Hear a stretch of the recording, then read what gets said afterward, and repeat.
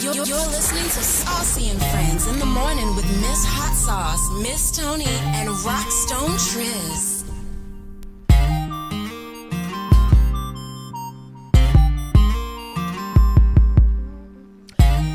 She was body on a Rari, a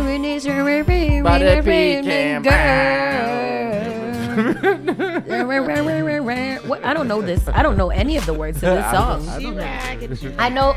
I don't even know that chorus. What is he saying? Got the body of a goddess. By the pecan brown. I know that. Yeah, by the pecan something. I'm in love with a stripper. Good morning, everybody. Good morning. Welcome to Spark FM Online #1 for urban and Caribbean music. We are in the building. We are here. We are everywhere. Thank you for joining us today. You don't have Facebook? We're not on Facebook. Yes. Thank you guys for joining us today. It is a very fine Wednesday. It is a very fine Wednesday day. And it is cold again. I don't know what happened. What happened to the weather? I was about to open my windows last night, and I saw that Larry Jordan was like, temperature dropped one time. And I was like, what happened? I went and looked at the temperature, and it was like, hello. I had just came back in because in the morning time, I was outside with no jacket. I was walking around. Even in the afternoon, I went and sat outside and let the dog play. And then when I took him out, like around 7, because I don't know what I would take him out for that nap, it was freezing. Yeah. It was absolutely freezing. So good morning, everybody. How y'all doing? Let me go ahead and give it up a share. If you are just tuning in right now, go ahead and press that share button. We want to, we want to make sure that you guys are sharing it with your people. We got a great show lined up for you guys today. We also have a special interview. We're going to be talking to a local artist about their works and the programs that they work out of and what they do. So we've got lots of going on, but we're going to start with a quick check-in. How you doing, Miss Tony? I'm doing pretty good. My voice is coming back. Noah's fever finally broke. Oh, blessed be. And so, things are looking up. And I'm feeling good about that. And, that's what's going on. I like that. That's some positivity for this morning. Nice. Yeah. What about you, Rockstone Triz, Miss? I'm hanging on like I'm hanging on, Hanging in there like I'm hanging in there. Hanging in there. What'd you do yesterday? Pinwear, clothes pinwear, I don't know. Looking like a clothes pinwear? Hanging in there like clothes pinweer, I don't know. No, you just here. You just know that you was here. Sounded nice. That's all you know. You know that you was right here. I'm present. You're present I am as present. AF. Mm-hmm. She's getting better. I am getting very sick. I can feel it in my brain. Last night I got very drugged up with NyQuil and Vicks and all kind of stuff, and I slept and sweat like a baby. Cocktail. It was wonderful. However, I'm very short of breath, and that's concerning to me. And for the first time, I'm walking with an inhaler because I am that short of breath. Oh. You gotta go get checked out. I know. Last night, I don't like to go nowhere where I gotta get checked anything, because I don't want to take no time out of my day to go do anything for myself. But last night I was like, I might have to go in, because I had to use CK's nebulizer last night. Put the mask on and actually inhale that because I could not breathe. So we're gonna be fine. Yeah, because there's a lot of things that are going around. RSV, right COVID, flu, COVID. There's pneumonia. 2 different strides of flu, pneumonia. Friggin' bird flu is real. Like, people are really getting that. And there's just too much going on right now. Measles. Yep. And these are things that we were vaccinated for, right? We think. Well, measles is they have stopped. Didn't RFK or somebody say that measles is the? Let me find that story. Go. What did he say? Oh, I don't know what RFK said, because I don't know what he'd be saying. He said live. But yeah. So I don't know, but there's things that we have going on. He wants to do measles parties. Because do you remember? You may not remember, but chickenpox. The chickenpox parties. Yeah, but that's different. Yeah, that's very different. It's very different. Measles party. Very different. Yeah. What is a measles This party? is who's in charge of our health. Him. He don't even have a good health. He's the one. He's the one. Boy, I tell you, He should get his throat hole fixed. Yeah, I think that would be a good idea. Yeah. I'm not saying that I'm discriminating against a man because of his disability, but he's definitely a DEI hire. Like 100% RFK is DEI because he's got a disability. Yeah. And he's got a high paying job and somebody not saying that in this, I don't even know in this situation. Yeah. Because he shouldn't even be up there in the first place. Yeah. We didn't want him to be our president, but we want him to take care of our health care. This is what I'm saying. Yeah, that was smart. Smart. Not smart at all. Not smart. But anyways, we have a great show lined up for you. We're going to start out with our local news and get into all of that stuff. Let's get ready for the show. Saucy and Friends officially starts now. You're listening to Saucy and Friends in the morning with Miss Hot Sauce, Miss Tony, and Rockstone Triz. You are enjoying the miracle of radio. Radio. New England's #1 urban Caribbean music. Radio. Spark FM. So today is March 12th, 2025, and it is a very, very, very special day. Today is my gotcha day of me and Sparkle. He has officially been with our family for 1 whole year. Really? And yeah, that went fast, wasn't it? Oh my goodness. Yeah. That was very fast. Very fast. So he's been with us for a year. He is a year and a half. He is thriving and wonderful and bad as hell, but I love him. Baby. He just a baby. He just a baby.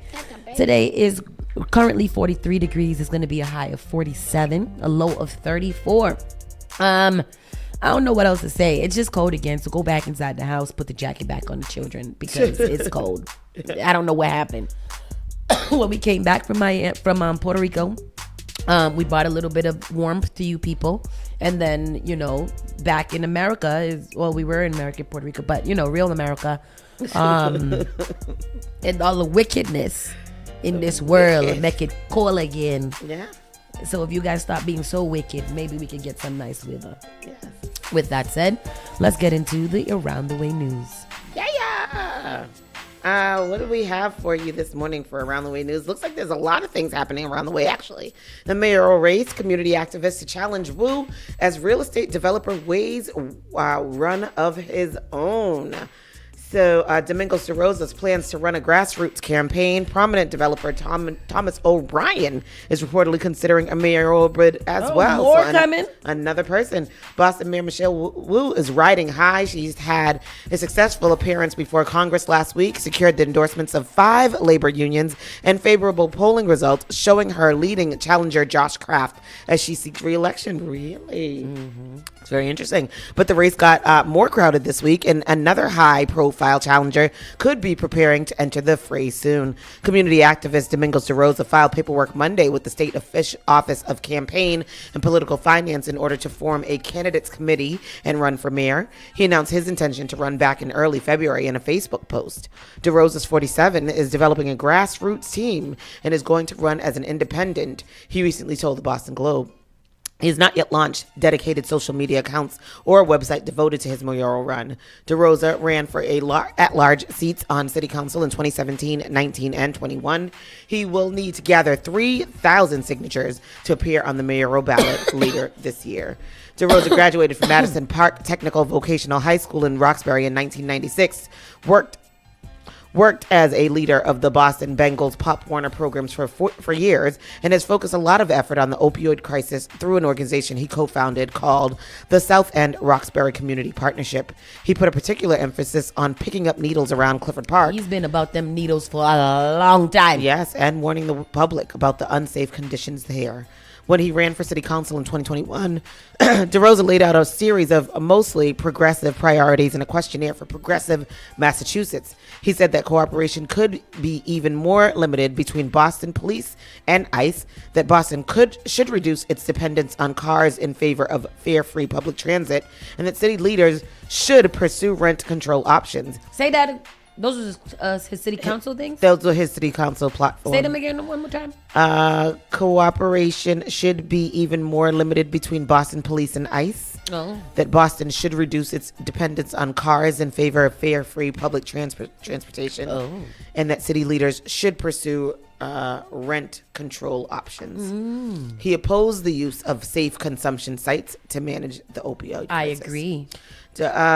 He made more headlines in 2020 when he left hypodermic needles outside former Governor Charlie Baker's Swampscott home. Remember that. The protest was meant to raise awareness about the need for more services at Mass and Cass and elsewhere in the city. He called on Baker to call for a state of emergency at the time. Baker's wife, Lauren, said the situation was incredibly frightening for her.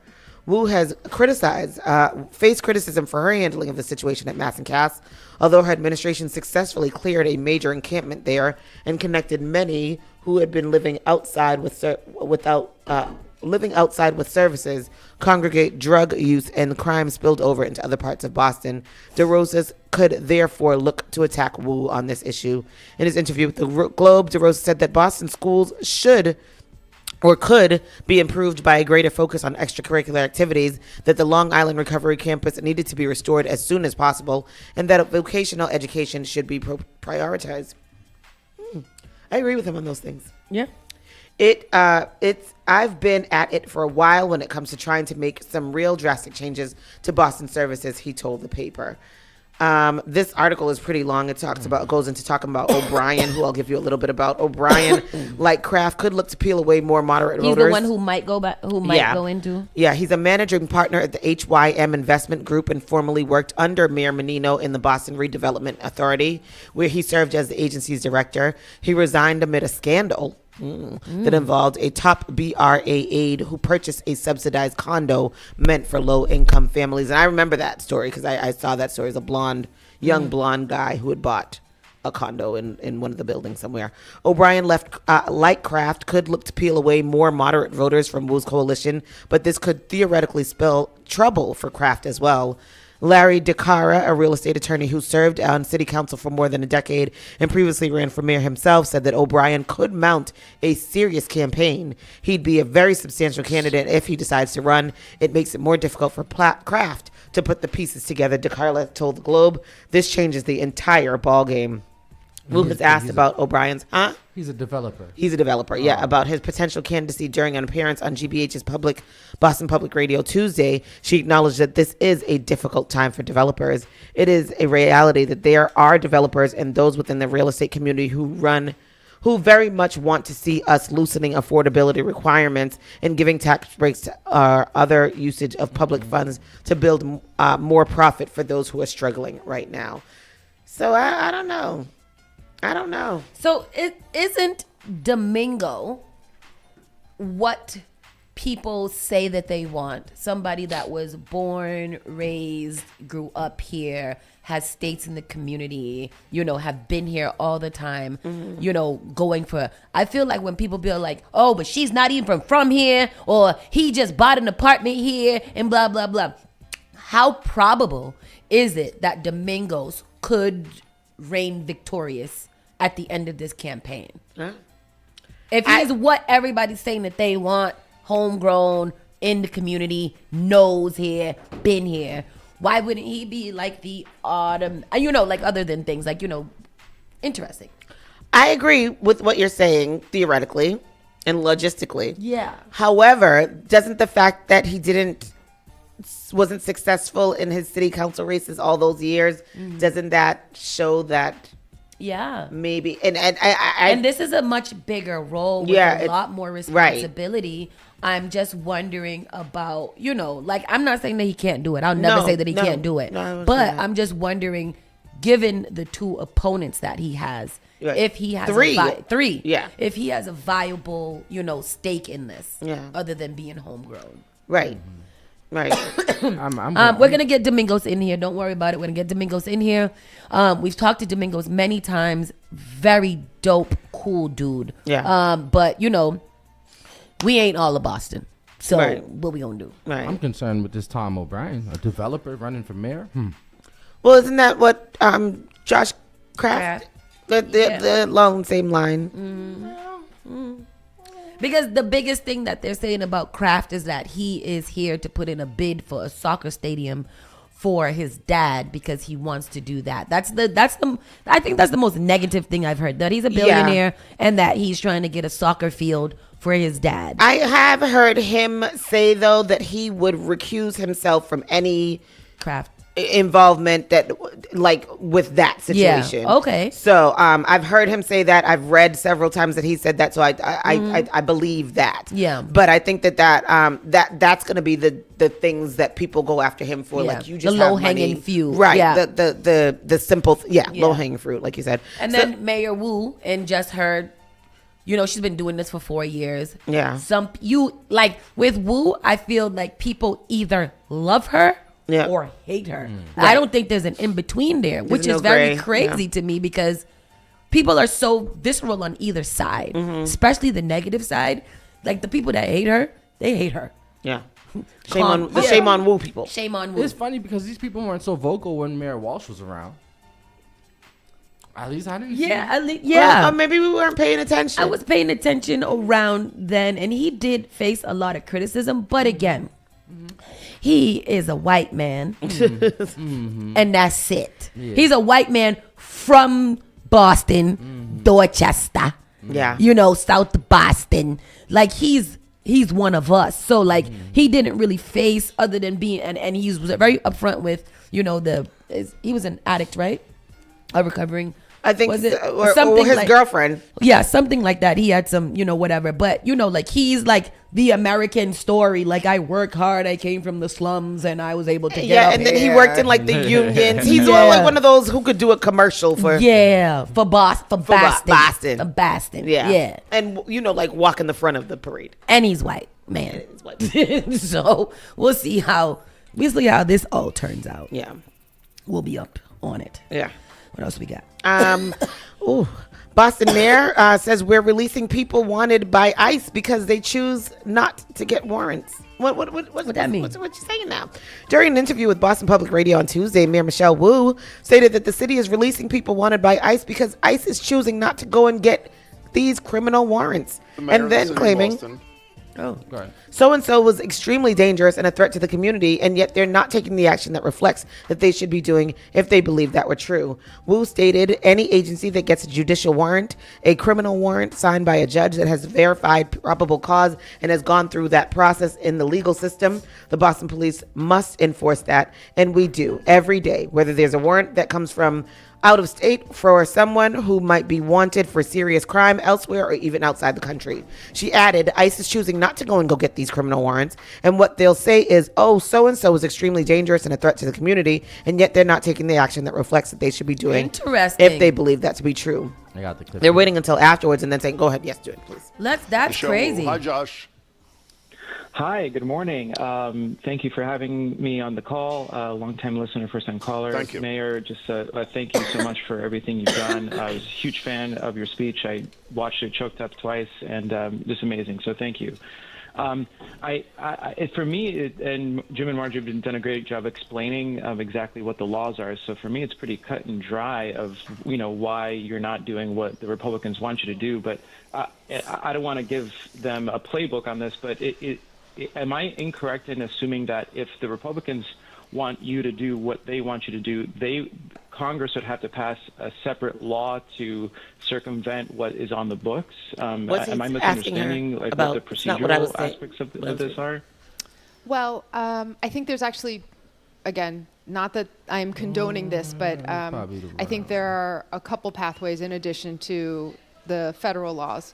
But back to, I don't know if this was, but back to what you were saying. So basically she's saying that they are in compliance with the violent, horrible criminals. And they're like, hey, ICE, come get these. And ICE is like, oh, I'm not coming to get them. And then it's going to turn around and say that they're not being cooperative. Is that like...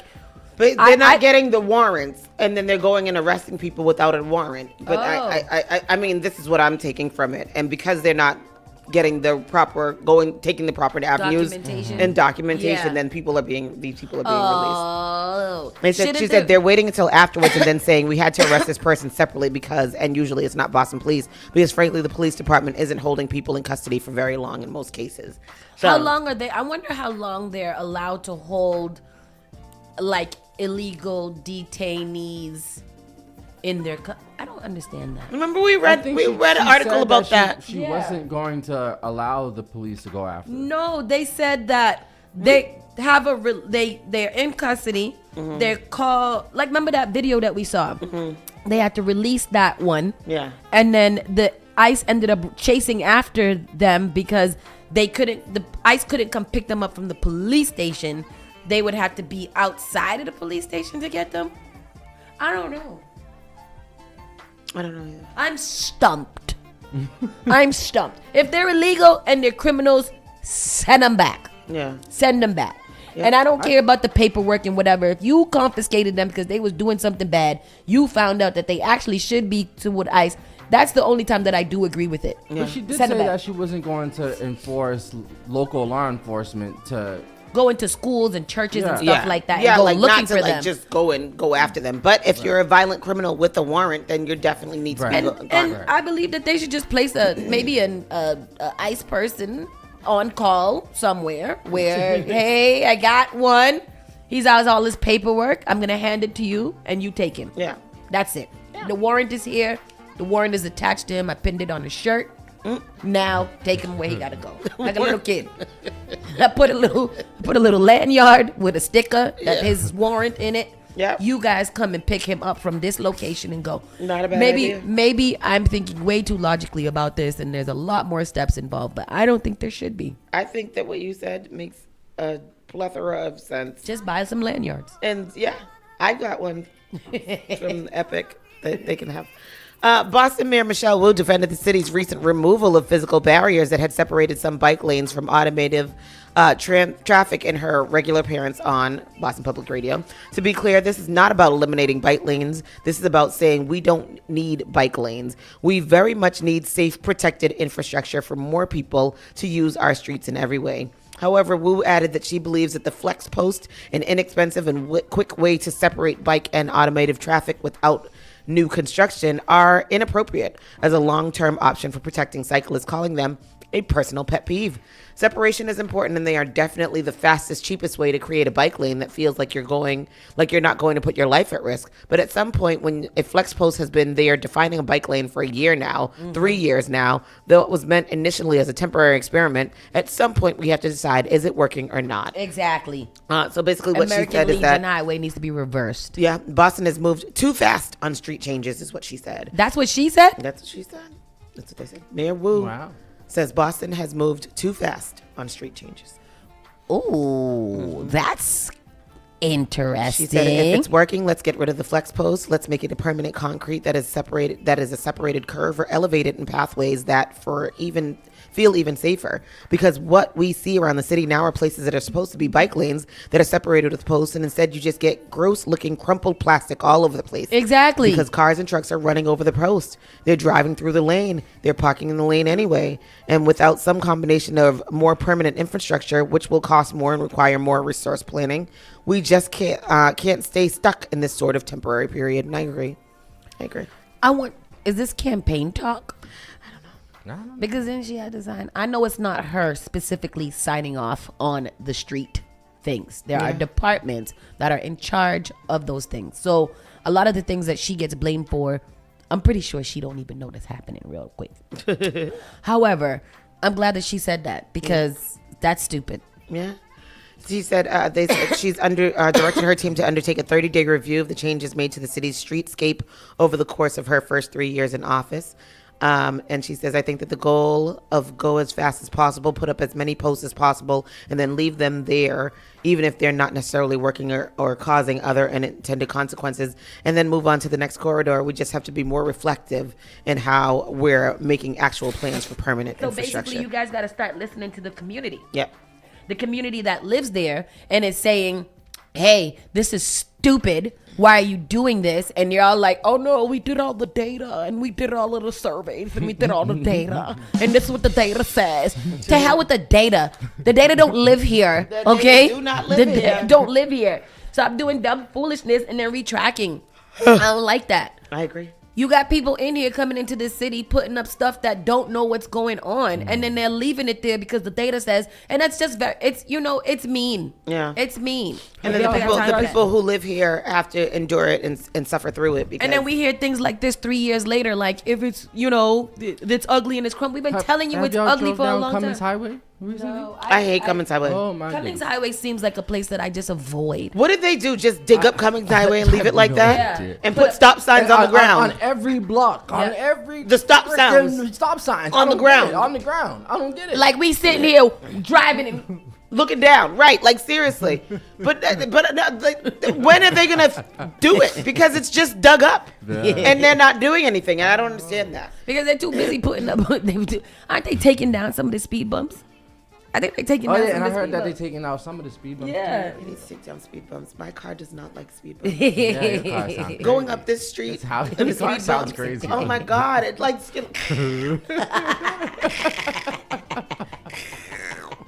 I hate it. Come on now. Get on with this. What's all this for? Are people really doing that much speeding in the city? Terrible. Yeah. Yeah, They are. People are. Sometimes people going down these streets and be like, ooh, they need a speed bump here because this nigga's wilding. All employees at the Education Department's Boston Regional Office are to be laid off. Oh, Lord. All of them. Nearly half of the Education Department's workforce is set to be off the job, including employees right in Boston. All employees working out of the department's regional office in Boston will be part of these layoffs. Employees in similar regional offices in San Francisco, New York, Chicago, Dallas, and Cleveland are also losing their jobs. About 1,300 career employees received termination notices Tuesday night, informing them they will be placed on administrative leave beginning March 21st. That's about half of the Department of Education staff nationwide. All employees were told the department's Washington headquarters and regional offices would be closed today with access forbidden before reopening on Thursday. The only reason given for the closures was unspecified security reasons. Oh. It's awful. This is coming down from the administration? Right?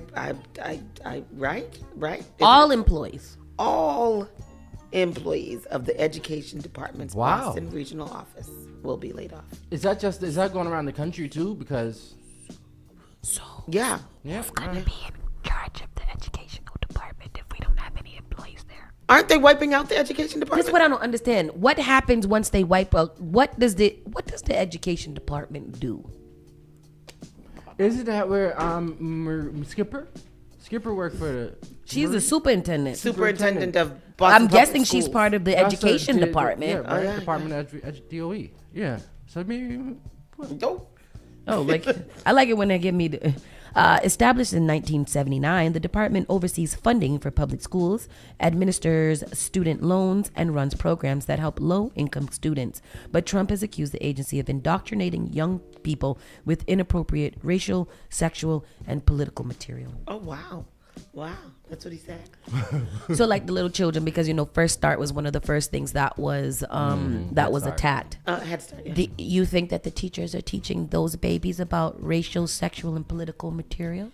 What out of all the things in the world for you to worry about, this is why is Trump going after the things that he's going after?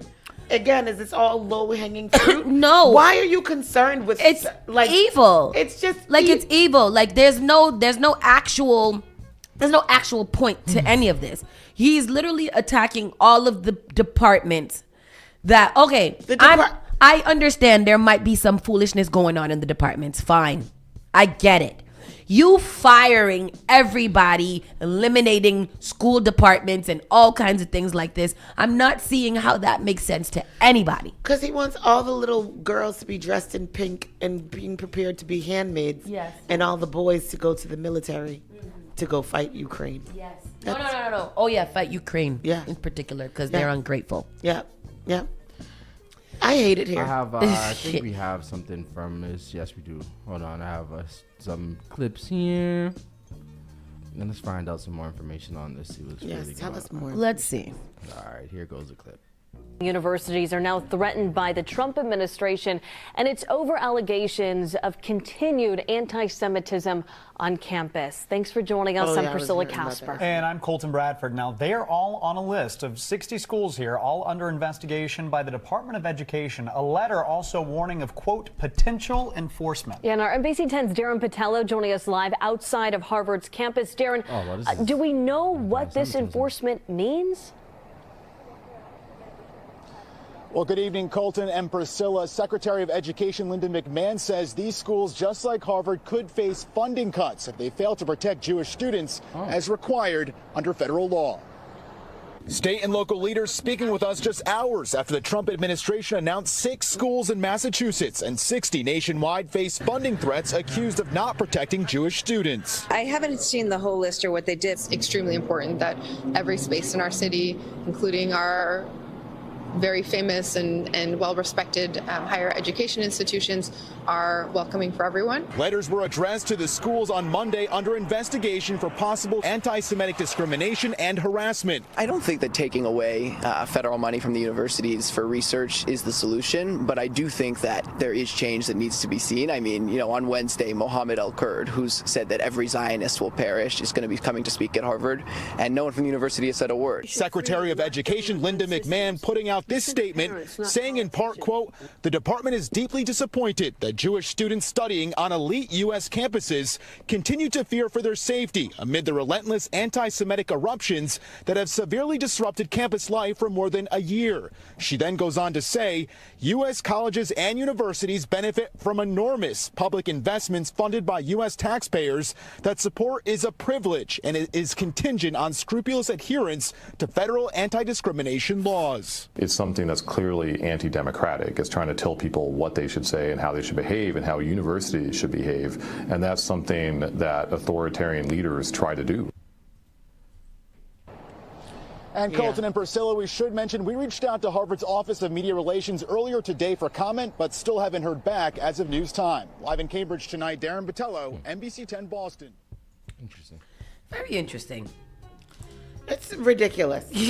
Because I'm not allowed to protest. I can't voice my opinion on how I feel about what's going on in my section. So they're not doing it to the Jewish people that are protesting, only to the people who are protesting against the Jews. Mm-hmm.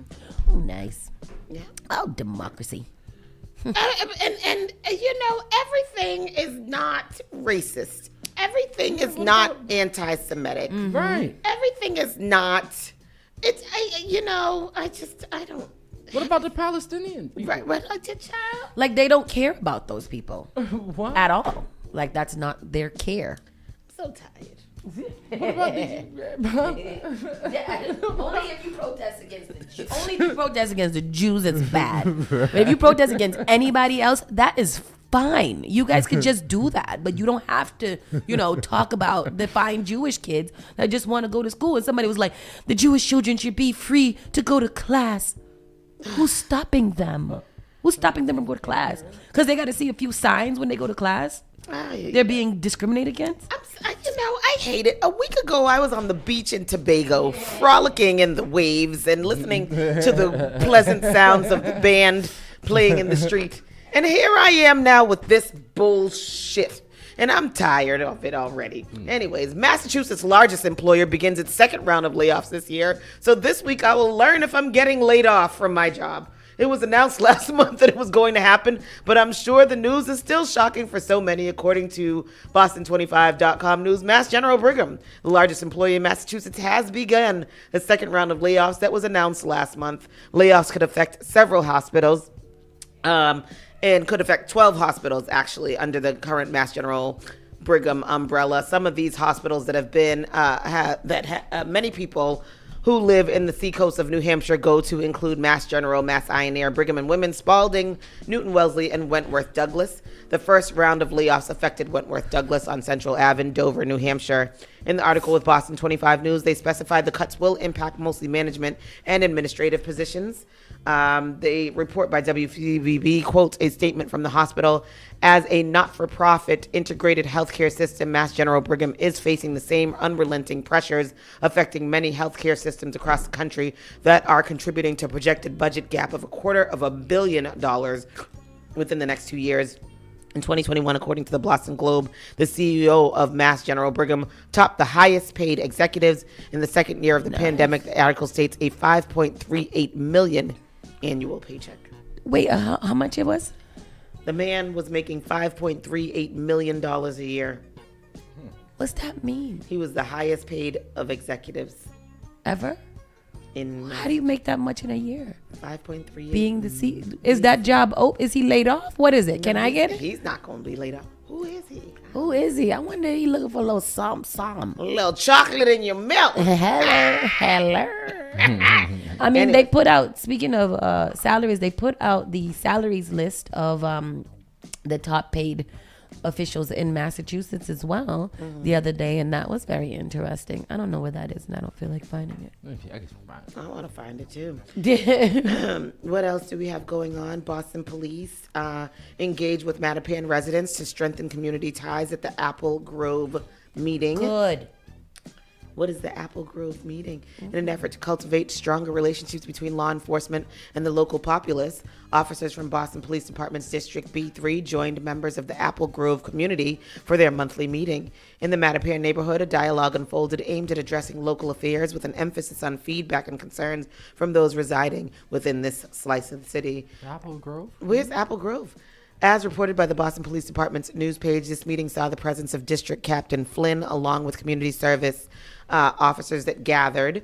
Together, they listened and engaged with Apple Grove residents, discussing happenings in the area in hopes of bolstering not just trust, but an active partnership that might lead to safer streets for those calling Mattapan home. Where's Apple Grove? What is Apple We still Grove? can't figure out where he put it in, and it said Toronto. Oh, wow. I was like, I don't think they went there. These kinds of engagements are part of a broader initiative known as community policing, wherein law enforcement officers and citizens work collaboratively, building community through conversation. The Boston Police Department's news page heralds, reflecting the event's purpose to serve as more than a mere information session, but as a bridge to close a gap often found between the badge and the public. That's nice. Very nice. I don't know what that is. Where does Apple Grove? Wonder said it's near B3. Near B3. Oh. Apple Grove. Apple Grove. What, is this B3 right here? Yeah. Mm-hmm. Where is it? Over here? Right across the street. Oh, over here, yeah. Oh, Apple Grove. So wait, did we figure out where it is? It's near B3, so it's near us, but where? Was that the Harvard Street? The new thing? No, that's not Harvard. No, because these people look like they've been around for a while. Yeah, they look like OGs, double OG, triple OG. It's very interesting that Apple Grove and Mattapan. Look it up. It don't say. It don't say. It don't say. Oh, that's weird. I've never heard of the Apple Grove Me before. either. Here's why Massachusetts won't open Chick-fil-A at these locations. Why? Let's see. Well, from Massachusetts, I've always wondered why there aren't any Mass Pike rest areas, and believe it or not, McDonald's already occupying the locations has nothing to do with it since Burger King already occupies locations. What does it say? MassDOT has a certain policy for all restaurants at rest areas in Massachusetts that Chick-fil-A wouldn't be able to fill. According to the Boston Globe, MassDOT is requiring all restaurants in the repurposed rest areas to be open 7 days a week. So because Chick-fil-A doesn't open on Sundays, they can't open in some places. Simply because Chick-fil-A can't be open 7 days a week, since they all close on Sundays. The reason the new language was written was that so travelers don't go hungry when they are looking for a place to eat along the pike. Is it the only can't they just pick something friggin' else? Yeah. If Chick-fil-A is closed, just pick something else. Yeah. They didn't have it before. They'll be fine with it. How are they gonna go hungry? Because Chick-fil-A is the only thing that they want, and they're not gonna eat nothing else. But I mean, how many times have we been to rest stops and one of the restaurants are closed? at the rest Exactly. stop? There's still. It's not the only restaurant. There's a whole bunch. of restaurants. It's a food court. Yes, put the Chick-fil-A's in there because Chick-fil-A is yummy. good. It's yummy. Chick-fil-A and Cinnabon. That's Oh what I yeah, would put the like. Cinnabon. Oh, I like a little Cinnabon. When you're traveling and you get to stop at some place with a Cinnabon, Does that is Brockton still nice. have the Cinnabon? Oh, there used to be a Cinnabon in Brockton Mall. It's new. It was maybe about 3 years old. That's what I don't understand. Why they have 14 pretzel places in the mall, but they don't have like a Cinnabon and a pretzel place. They got Auntie Anne's and Twisted Pretzel. Wetzel Pretzel. Wetzel Pretzel. And why do they have to have both? You're very right. I don't understand why they have to have both. And them both been there for a long time. Why the hell y'all took out McDonald's and Chipotle? Yeah. Like what, to put nothing there? Yeah. What are we doing here? What is there? Nothing. Stupid. Where's that? In Braintree Mall. South Shore Plaza. The Plaza. Next to Jordan Marsh. No, next to what used to be Lord and Taylor. And what the hell are they going to Y'all do with that big ass know space? Mall Cop was filmed there? Yes. And there was another movie too. I forget. There was Paul Blart. Yeah. Is it? Was it? Paul Blart, Mall Cop. Yes. Oh, Mall Cop, blah, blah. Yes. Boston police are investigating a shooting in a Roxbury Park. Oh, no. Who did that? Boston police investigating underway in Roxbury early Wednesday morning. Boston EMS said one person, a 24-year-old man who had been shot, was taken to the hospital. He is expected to survive. Officers were using K-9 units to search the area near Paulding and Dale Streets, close to the Heggingston Lewis School. 2 guns have been recovered. No arrests have been made. An investigation is underway for 2 teens stabbed in Chelsea. A large police presence gathered at a crime scene in Chelsea late Saturday night, where 2 teens were found stabbed, one who later died. Oh no. Officials responding to a report incident on Eastern Avenue around 8:45 p.m. found 2 victims suffering from stab wounds. One of the victims, 17-year-old Juan Carlos Lemus, died. The other, a 15-year-old, was taken to the hospital. How old was the first one? 17. Oh. The 15-year-old was taken with non-life-threatening injuries. In a statement, Suffolk District Attorney Kevin Hayden. Oh, is Chelsea Boston, or it's just Suffolk County? I don't know. Y'all always confuse me with that. Like Medford and stuff. Those are Somerville. No, not Medford. Not Medford. Are they in Suffolk? What county are they in? Brighton. Brighton is Boston. Brighton is Boston. Yeah. Chelsea or Charlestown. Charlestown is Boston. Charlestown's Boston. Okay. I'm not sure about Chelsea though, but I mean, it's Suffolk County. It still could be the same county without being in the city, because the city just falls into Suffolk County with others. I don't know. In a statement, Suffolk County. Chelsea is a part of Boston. Oh, it is a part of Boston. Oh, wow. Violence like this shocks and saddens our immediate neighborhoods and our entire society, as it should, especially when the victims are so young. We move forward best when we have help from the community, and we hope anyone with information about this tragic incident will contact us. A witness told the news that after seeing one of the victim's brothers frantically trying to stop passing cars for help, Chelsea Public Schools also issued a statement saying, "We offer our heartfelt condolences and support to the family and friends of Juan Carlos Lemus during this incredibly difficult time. We want to remind everyone that our counseling services are available to provide help to anyone in need." No, it's not. It's a part of Suffolk County. Oh. It's its own. It's its own place. No arrests have been made in this stabbing. Terrible. Very terrible. And then this, one of the greatest art heists, or biggest art heists in the world and ever. On the 35th anniversary of the Gardner Museum heist, prepares for stolen art's return. Thank you, Dee. Second of all, Dee Dee, ain't nobody thought Winthrop was part of Boston. Where is Winthrop? Where's Winthrop? Where's Winchester? Where's Winchester and Winthrop? Because Winthrop is one of those places that you only hear about it randomly, like if you're reading in a news story. Yeah. So do people go to Winthrop? Winthrop. And then, over there by Morrissey Boulevard and all that's considered Neponsit. Does anybody call it that? I do. Yeah. Do you call it? I do. You call it Neponsit? Yeah. Really? Even though I don't know where Neponsit is, I know that down there is Neponsit. Neponsit. Yeah. Y'all aware? I was telling somebody that the other day, and they was looking for a karate or something like that. And I was like, yes, Neponsit. And I'm like, I could have just said Adams Street, but I don't know why I said Neponsit. I mean, I know that the street is Neponsit, but I don't call the area Neponsit. But anyway, in the Dutch room at the Isabella Stewart Gardner Museum, the newly restored 19th century empty frame that once held Rembrandt's masterpiece Storm of Galilee is returned to the place where thieves ripped it from the wall 35 years ago. They returned it? They returned it? Yeah. Like 30, almost 40 years. It's just the frame. Stolen it's art. just the frame. That's rude. That's so rude. That's like giving somebody back their empty ass wallet after you done took everything. Why are you giving me the wallet? Just throw that away. But put the frame back up because they were like, we gonna get this back. The legendary Gardner heist remains unsolved despite a groundbreaking $10 million reward in 3.5 decades. None of the stolen art has been recovered, but at the museum they remain optimistic. 35 years. Do you still have hope these paintings, this artwork will be found and returned to the Gardner? I asked the Gardner Security Director, Anthony Amore. Absolutely. We really do operate in this realm of hope that the paintings will be recovered. Okay. Where do you think they are? It's probably in somebody's basement that they forgot was there, or on somebody's random wall in their house that has just a beautiful painting that's like, oh, that's fake. Yeah, it says right now the museum is embarking on $1 million restoration of the Dutch Room, the gallery where much of the artwork was stolen. When our paintings do come home, they're coming home to the best possible setting, the ways in which Isabella intended them to be shown, Gardner Museum Collection Curator Diane said. Well, good for them. Yeah, that's in the Dutch Room, the wall fabric is being replaced. The ornate wooden ceiling, the custom tile floor will be cleaned and restored along with the empty frames. There's even a plan for the artwork once it's recovered. We will try to err on the side of being prepared and ready for the return, Gardner Museum director said. When do they hope it will be returned? Is it a time frame? I don't know, but in these days, it's good to have hope. Amen. With that said, speaking of art, up next when we come back from commercial break, we'll be speaking to a local artist, Fia, about what she does here in the community because we love the art. I love and the maybe art. she could design something to put inside the frames in the Stuart Gardner Museum until the original is returned. Yes. We're going to send them an email and ask them that. Yes. With that said, Fia and Crystal Gardens is up next, and we'll talk to you guys in a short little break. Bye. Bye. You're listening to Saucy and Friends in the morning with Miss Hot Sauce, Miss Tony, and Rockstone Triz. The all-new Spark FM.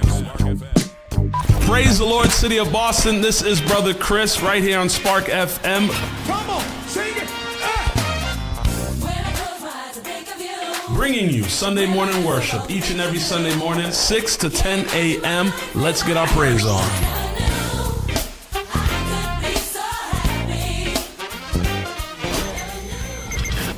Looking for a meaningful way to engage with your community and make a difference? Volunteer with the Massachusetts Senior Medicare Patrol Program and help prevent Medicare fraud. Visit masmp.org. This project is supported by a grant from the U.S. Administration for Community Living. We all make choices about alcohol.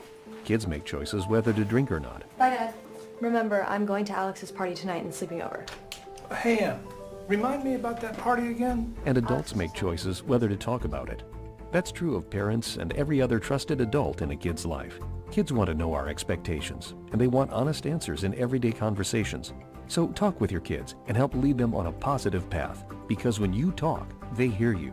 Learn more at underagedrinking.samhsa.gov. Advertise your business, brand, or music on Spark FM. Contact us at sparkfmonline.com for more information.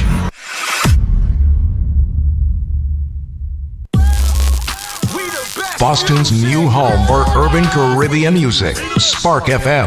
Spark FM. Playing all your favorite hits from reggae. Spark FM. If you no mess with we, you are gonna see a million. We got the Congo long just like the Amazon. Spark FM. I know that life is not easy. No say we are for win, yeah. Walk with the camera like Jesus. Soca.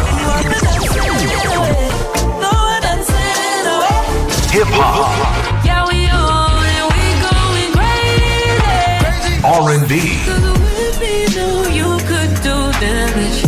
You could do damage. Afrobeats and much more. Spark FM. Spark FM.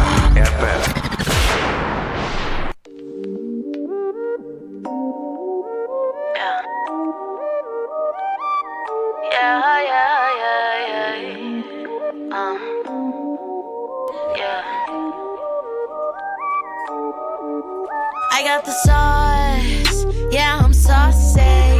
You peep the walk, yeah, I'm flossing on them. You can't get enough, you know you want this. Cause I got the sauce, catch my drip, drip, drip. I got the sauce, yeah, I'm saucy. You peep the walk, yeah, I'm flossing on them. You can't get enough, you know you want this. Cause I got the sauce,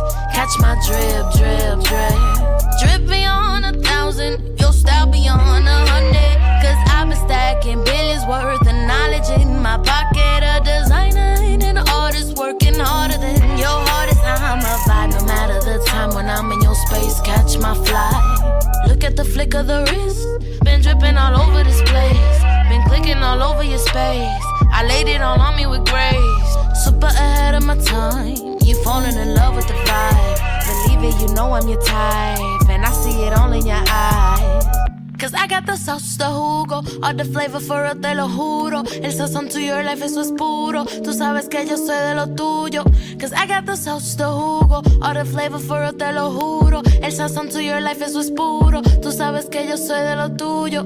Soy de lo tuyo, soy de lo tuyo. Ya tú sabes, soy de lo tuyo. Siento el orgullo dentro de mí, comenzando de ahí. Salió este hit, salió este beat, pegándose así, rompiéndote el mix, tan fácil así, bailándolo así. Tú sabes que sí, tú sabes que sí, tú sabes que I got the sauce, yeah I'm saucy. Tú sabes que you peep the wow, yeah I'm flossy. Tú sabes que can't get enough, you know you want. Tú sabes que I got the sauce, sauce, sauce. Tú sabes que I got the sauce, yeah I'm saucy. Tú sabes que you peep the wow, yeah I'm flossy. Tú sabes que can't get enough, you know you want. Tú sabes que I got the sauce, sauce, sauce. All this ice on my wrist, all this drip got you lit. Catch my fly, watch me whip. I'm a vibe, get with this. All this ice on my wrist, all this drip got you lit. Catch my fly, watch me whip. I'm a vibe, get with this. I got the sauce, yeah I'm saucy. You peep the walk, yeah I'm flossing on them. You can't get enough, you know you want this. 'Cause I got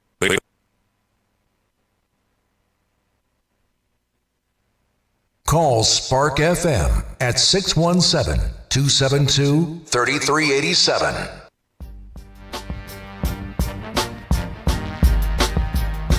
And we are back. Spark FM Online and Caribbean music. We are in the building. And like we said, we have some special guests with you. We love the arts, and we just got off that story about the Isabella Stewart Gardner Museum, and they're going to get those things back, hopefully. Unless I find it. Would you turn it in? I don't know. I'd hold on to it for a little while just for the notoriety and then turn it in for the $10 million reward. Okay. All right. So we have some artists in the building today, and it's great because we're talking about arts. We're talking about, the Gardner. We're talking about collections and all kinds of stuff. Welcome to Spark FM, James and Gabby. How are you guys today? Good. So James, you hit us up and was like, hey, I got something really great going on. It's called Crystal Gardens. Tell us what Crystal Gardens International is. Yeah, so Crystal Gardens, we kind of are at the cross point of cannabis and art, where we mix both together in creative events and like custom experiences. It just makes so much sense. Definitely.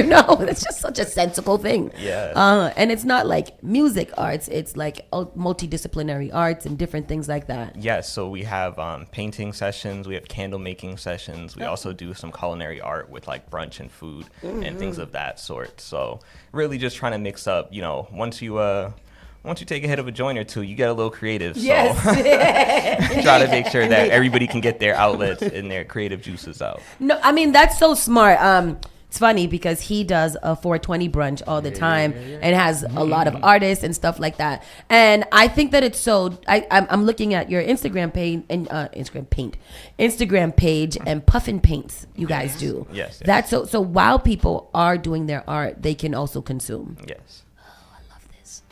I would be so great at this. You would be Rembrandt. I would be Rembrandt. Yes. I mean, I would sing and paint. How long have you guys been in business? So we've been in business so Crystal Gardens, we've been in business for 10 years, but we haven't started doing events until maybe like 5 years ago was when we threw our first event. Yeah. And prior to that, we were just waiting for Massachusetts to legalize cannabis. So I was learning how to grow cannabis just on my own. I moved to LA. Yeah. And then I was living in LA just trying to figure out like what cannabis businesses do out there and how they're successful and how I can create a Boston version. Why did you go with events instead of like the typical opening a dispensary or accessories or something like that? So I mean, I'm a true stoner, and I feel like if you really know like cannabis, or if you're really from Boston, a lot of people didn't really care about dispensaries or things like that, or like that wasn't the avenue. So I went to school at Northeastern, political science and business, and I wanted to really make something different and also unique at the same time. Yeah. So a lot of times with the dispensary route, I was like, why would I want to go pay $50,000 to then go sell weed like every other person?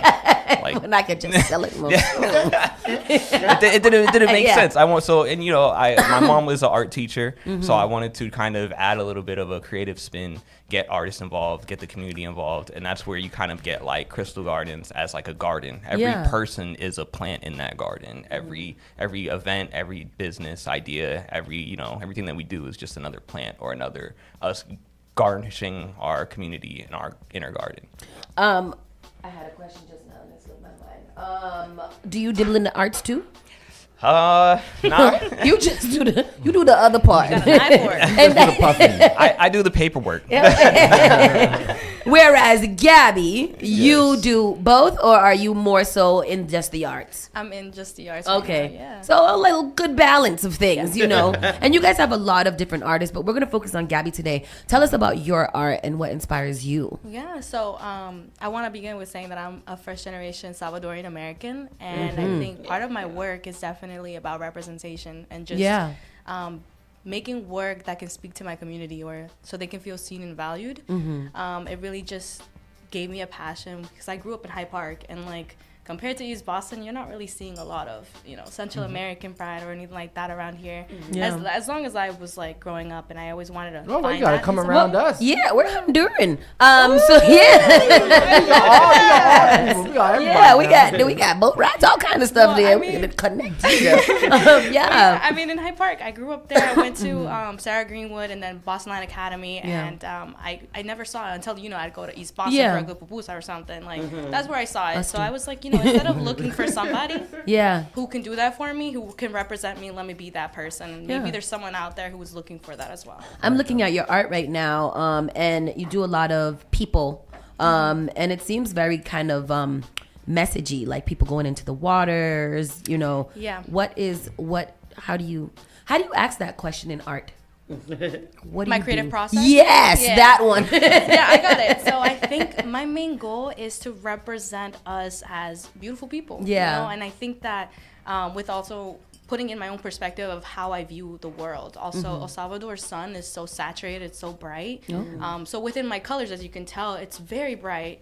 You have this orangey yellow field. Yeah. Compared to Boston has like a little ashy yellow sun. It's not that like oranginess. So I think within my work, a lot of people describe me as a colorist painter. I focus a lot on the color wheel, and so that's what I bring into Crystal Gardens a lot too, is just teaching about how to mix colors, how to make colors, how to present things with form, space, and technique. I love it. Tristan is on your other page of doing that one, and we're seeing some puffs and pastes. James, you said that you tend to promote a lot of Caribbean and Latin artists. Yes. Why that? Well, I mean, I'm Caribbean. Where are you from? Well, my mom is from St. Martin and my dad is from Haiti. Oh, nice. Oh, you got a nice mixture in there. Very French. Yes, very French. Yes.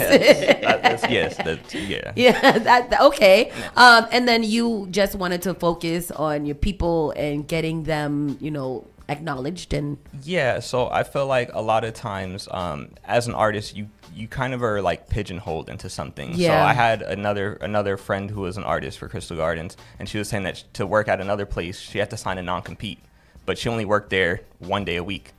So how am I gonna work here 1 day a week and then I can't work nowhere else? I can't do nothing else. Yeah, in my area. So I feel like with things like that, I just wanted to create an avenue where artists can come and kind of like be free. Like I don't tell Gabby what to paint. I don't do anything. I just say, here's a class of people. do what you do, try to sell them stuff. You know what I mean? Get it however you can get it. I just bring the people, and I feel like that's what has helped your next Puff and Paint, is it Puff and Paint? It's Puff yeah, and Puff and Brush. Puff and Brush is on the 15th, right? Yes. And that is this Saturday. Friday. Saturday. Yep. How does it work? So you have like an artist like Gabby would come in, and are you leading the people, or because I know I've been to a couple and they kind of draw it out for you and you just kind of color it in. Are you allowing people to kind of just do their own interpretation of what you're doing? Of course. Or okay, I like that kind. Yeah. How are you gonna be smoking and I'm telling you do it this way? Like imagine. Color in this circle. No. Yeah. I definitely try, like especially I prep a lot before my events because I'm thinking, if I'm making a painting that you need every minute of that 2-hour session, you're not gonna have a good time. Like, you need a break. You need to take your time. You need to puff. Exactly. But also, when you're under like the influence, you want to just chill. Like you don't want something stressful. So I think about that a lot. And also one thing I incorporate a lot is in the beginning, you get to choose your colors. I'll give you a set palette, but choose your favorite color. We're going to make it into something more personalized that you can bring home and feel happy with. Not something that's generic and like everyone is doing at the same time. But that's just my process, my thought process on that. I do feel like the other artists are also really talented in the sense where they get everybody involved and interested in what they're doing. Absolutely. And then also, James, how successful are these? Do you get a good turnout of people who are just like, I got BYOB and I'm ready to paint? It's usually pretty mixed. That's what I like. Right now it's our high season, so I mean we're sold out. High season. Yes, it's our very it's our very high season. Yeah. So I mean, this weekend we're sold out, and then yeah, so that's 64 tickets. And then we also have an event in Providence also this weekend. That one is also sold out. Wow. So, I mean, yeah. Because it seems, like I do feel like there is definitely a great audience from there. We don't really have consumption places here Just yet. clubs, private It's clubs. got a couple of, private clubs and things like that. And I feel like people that are consumers do want to be around other people and doing cool things. Everybody doesn't want to go to the club and stand up and, do a little jig. Also, you're stepping out of your comfort zone to do something you've never done before. Maybe I've met so many people who never painted in my life. That's the first thing they'll tell me, and I'm like, it's okay. Like it's fine. Like we're not perfectionists here. Whatever comes out the way it is. It's your work and it's unique and it's beautiful the way it is. Yeah. And you come with your family and your friends, and that's fun. Do you guys usually have themes or do people freestyle? How do they go about the painting? It's both, I think. It's a good mixture. Sometimes we get, real artists in there who are doing their own thing, like better than me, and I'm like, you really ate me wow. up. There'll be the person that's like, can I bring my own paintbrushes? And I'm like, yeah. Excuse me, you don't want my paintbrushes. I also want to highlight too, in addition to the puff and brush, you guys also do a puff and pour, which is an elevated candle making workshop. That sounds very interesting. Can you tell us about that? Yeah, so we have different candle makers. Right on the candle. Exactly. Yeah, so we have a bunch of different scents and smells. We get local candle makers, and they come and they'll just teach you a little, about how to mix scents and what would make good in a candle. So people can create their customized candle. A lot of time with that event, because most of the time you're waiting for the candle to dry after you pick your scents. So there's always food, a musical performance, or other things that you can indulge in a little bit prior to getting about. This just sounds so fun. It sounds fun, and it sounds so intentional and also very, engaging. I like that there's a focus on, the Caribbean or diaspora. I love that there's a focus on puffing and art, so you're kind of getting a lot of great things all in one. I'm pretty sure people leave there fulfilled and happy. Yeah. Smiling. Restful and smiling. And you guys, I've seen these flyers for quite some time now. You guys, how many years have you guys been doing it? 10 years we've been operating, but 5 years for the event. So wow. And how often are they? Because I see that they're rather often? What is the cadence? Yeah, we usually do like 3-4 a month. A month. Wow. Yeah, so we'll have like 2 in Boston, 2 in Providence. Sometimes we'll pick to do one out of the country, or like we'll do one in LA, DC. We've done one in France before. So yeah, so we look to just always branch out and find different places. This is interesting. Great. I want to do this. Well, too bad. The next 2 are sold out. Damn it. The Puff and Pour is coming up on March 30th. Though. Yes. Is that one sold out too, James? No, that one is not sold out. And what's Puff and Pour? That one is the candle making one. Oh, So okay, you get that's the big candles. Yeah. Okay, yes, that's it. And have you dabbled in anything else? Because we have a great audience of consumers here. It's a lot of them. I remember at a birthday party once, and I was like, people don't drink no more. Wow. So do you have, besides Puff and Pour and Puff and So our biggest event actually was Brunch in the Clouds, which is an edible infused brunch. But it was so big that we could not manage how big it is. Yeah. And food and a little brunch and little lunch. Little brunch. Yeah, and then dealing with high people is one thing. Yeah. Dealing with hungry people is another thing. Yeah.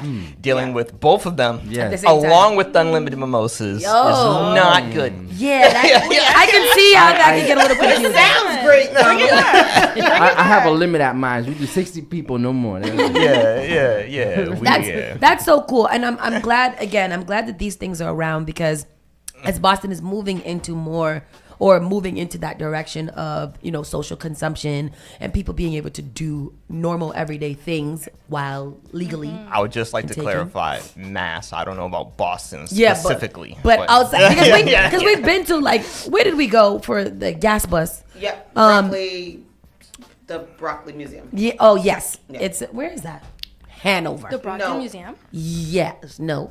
It's Foxborough. Wait. It's actually a broccoli museum. It's you actually, James. You might. It's an art museum. Okay. Yeah, it's an art museum somewhere out here. In Foxborough. In Foxborough. We went to Foxborough. Wow, Foxborough. Jesus. Like 30-minute out from So I wouldn't have gone there if I knew that's where we was going. So I see Diaspora is on there. Mm-hmm. I see you said in Providence. Do you have a close relationship with Providence? Are you from? How did you connect Providence? Not really, just the club owner, the hookah lounge owner. He's Haitian, so once I, pull out my Haitian card, say I got a proposition for you. Let's do this. And we've been working with him for 2 years at Passion Lounge. So shout out to them. They've been hosting our events. Always and that great. one is sold out. That's coming up next in Passion. Yes. Yeah. So people, what we're hearing here is that these are amazing events, and if you want to go to one, you need to get your tickets early because they sold out quick. And depending on what it is, they might have another one coming up. But it's gonna sell out. It's gonna sell out. I see how it sells out. I'm gonna do one right here. Yeah. We can't consume inhalable. We'll figure it out. But this is awesome. So Crystal Gardens, make sure, how do we find you? How does people get in touch? How do people buy tickets? And the same thing with Gabby. Yep. So you can find us on Instagram at Crystal Gardens with a K, and it's crystalgardens.intl because we are international. Mm-hmm. For all tickets and pretty much anything coming from our business, you can catch our website, which is crystalgardens.org. Mm-hmm. So that's where you can pretty much get any of our updates or tickets or anything like that. I love this. Everybody's excited in the comment section. I didn't even see them. And then Gabby, how about you? Where do we find you? Right now I'm on Instagram, so my tag is Gabriela Momo _. I do you can probably find me on the Crystal Garden page. Yeah, my connections are there too. But if you look at my work, I'm currently a student at Mass Art. I'm in my last year, so that's what I'm working on. Good. Congratulations. Good job.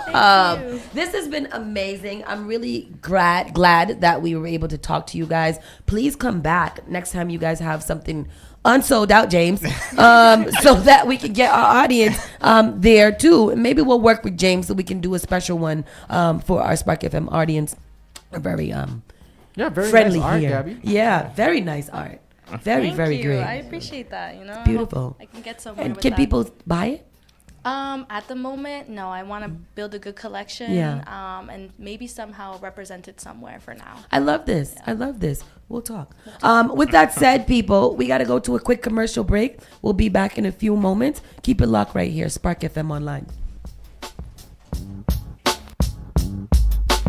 You're listening to Saucy and Friends in the morning with Miss Hot Sauce, Miss Tony, and Rockstone Triz. The all-new Spark FM. Praise the Lord, City of Boston. This is Brother Chris right here on Spark FM. Come on, sing it. Bringing you Sunday morning worship each and every Sunday morning, 6 to 10 a.m. Let's get our praise on.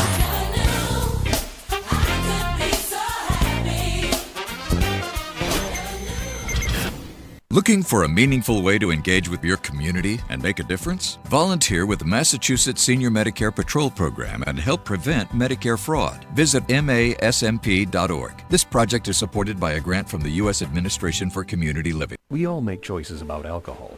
Kids make choices whether to drink or not. Bye, Dad. Remember, I'm going to Alex's party tonight and sleeping over. Hey, remind me about that party again? And adults make choices whether to talk about it. That's true of parents and every other trusted adult in a kid's life. Kids want to know our expectations, and they want honest answers in everyday conversations. So talk with your kids and help lead them on a positive path, because when you talk, they hear you. Learn more at underagedrinking.samhsa.gov. Advertise your business, brand, or music on Spark FM. Contact us at sparkfmonline.com for more information.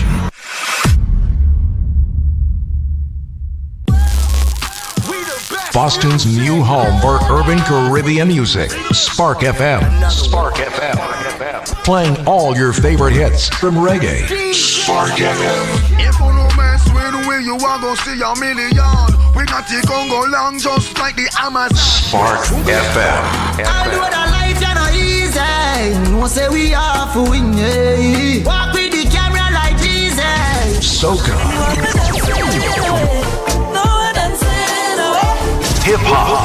Yeah, we on and we going crazy. R&B. You could do damage. You could do damage. Afrobeats and much more. Spark FM. Spark FM. Yeah.